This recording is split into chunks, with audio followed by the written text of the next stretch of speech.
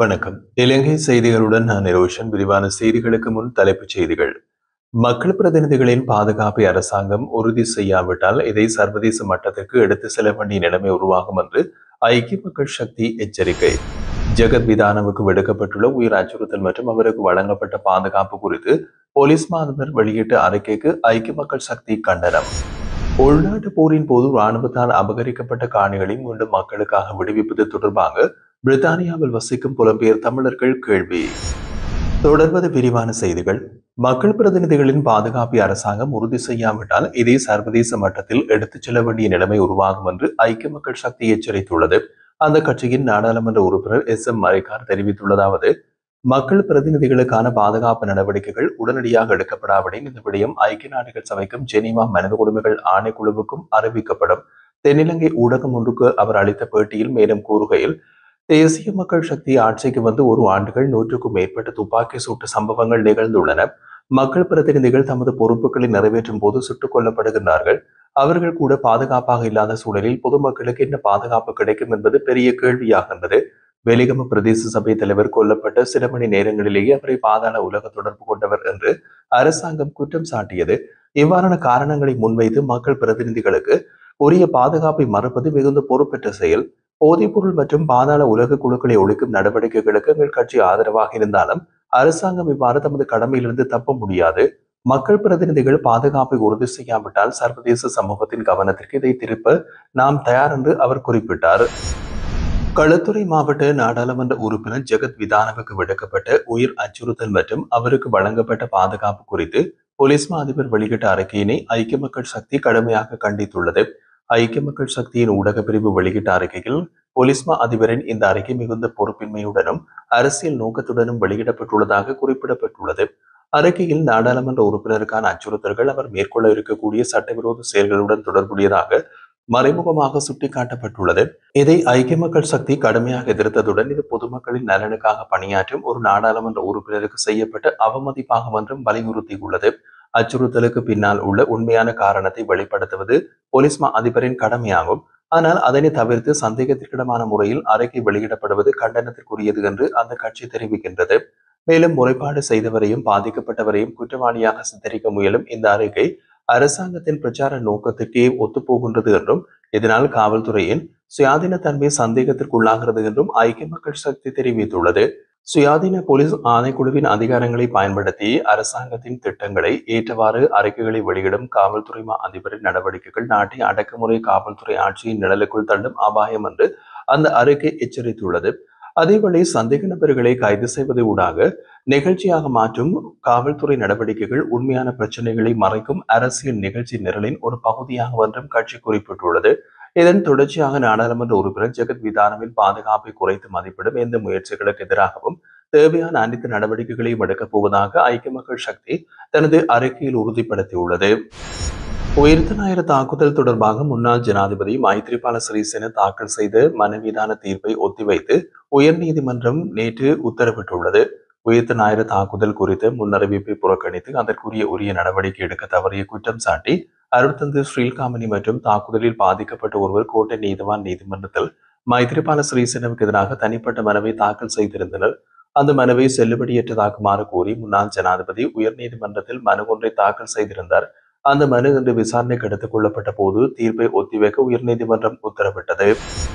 விடுதலை புலிகள் அமைப்பின் வீழ்ச்சிக்கு பின்னர் இலங்கையில் இதுவரை இல்லாத அளவுக்கு ஆபத்தான மற்றும் உயிர் அச்சுறுத்தல் சூழல் உருவாகியுள்ளதாக விவித்ருஹெல உரிமைய கட்சியின் தலைவர் உதய கம்மன்பில தெரிவித்துள்ளார்.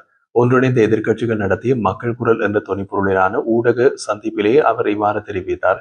அவர் மேலும் கூறுகையில், வெலிகம பிரதேச சபை தலைவர் கொல்லப்படுவதற்கு முன்பு அவர் ஒரு குற்றவாளி என்று கருதப்பட்டார். ஆனால் எந்த நீதிமன்றமும் அந்த குற்றத்தை நிரூபிக்கவில்லை. சட்டப்படி குற்றம் நிரூபிக்கப்பட்டாலும் கூட மரண தண்டனை வழங்குவதற்கு ஜனாதிபதியின் ஒப்புதல் உள்ளிட்ட பல சட்ட நடைமுறைகள் உள்ளன.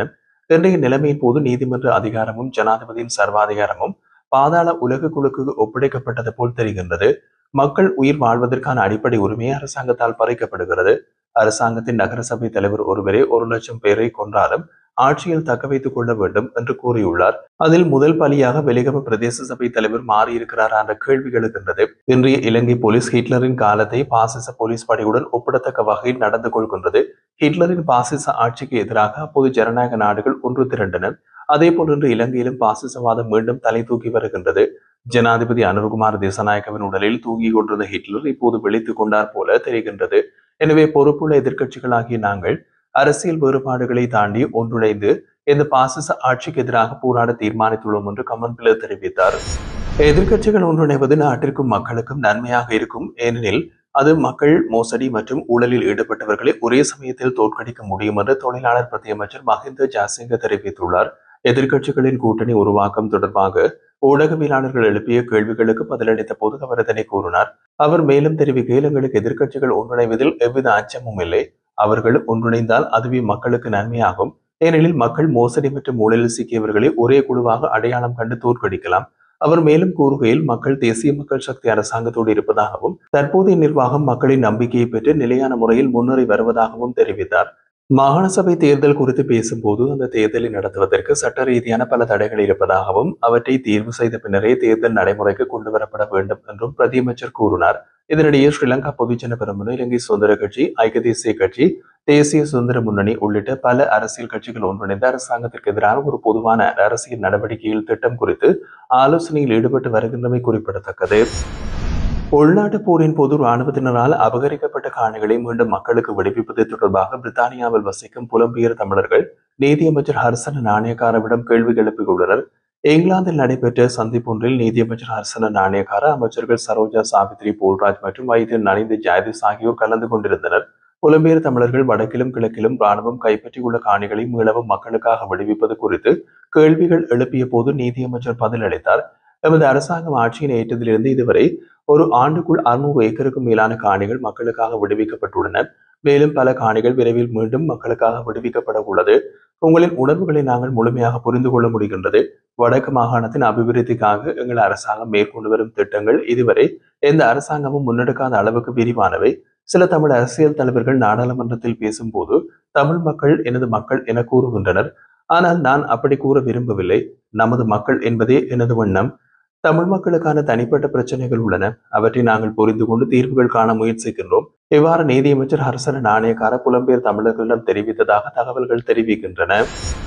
அக்டோபர் மாதத்தின் கடந்த 3 வாரங்களில் மாத்திரம் சுமார் 1,20,000 சுற்றுலா பயணிகள் நாட்டிற்கு வருகை தந்துள்ளதாக சுற்றுலா அபிவிருத்தி அதிகார சபை தெரிவித்துள்ளது.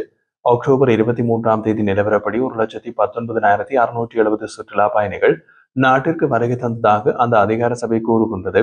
அதன்படி இந்த ஆண்டின் இதுவரையான காலப்பகுதியில் 18,45,164 சுற்றுலா பயணிகள் நாட்டிற்கு வருகை தந்துள்ளனர். இதற்கிடையில் நாட்டிற்கு வருகை தரும் சுற்றுலா பயணிகளின் எண்ணிக்கை அதிகரித்துள்ள போதிலும் சுற்றுலா பயணிகளுக்கு தேவையான வசதிகளை வழங்க அதிகாரிகள் நடவடிக்கை எடுக்கவில்லை என்று அகில இலங்கை சிறு மற்றும் நடுத்தர சுற்றுலா தொழில் முனைவோர் சங்கம் தெரிவிக்கின்றது. சுற்றுலாத்துறையில் வசதிகளை மேம்படுத்த ஒரு முறையான திட்டத்தை துரிதமாக தயாரிக்க வேண்டும் என்று அதன் தலைவர் சமீர சேனக டி சில்வா வலியுறுத்தியுள்ளார்.